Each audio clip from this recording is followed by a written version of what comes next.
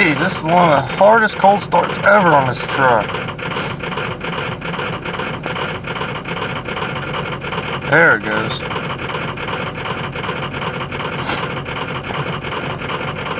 Jeez, I should have plugged it in last night.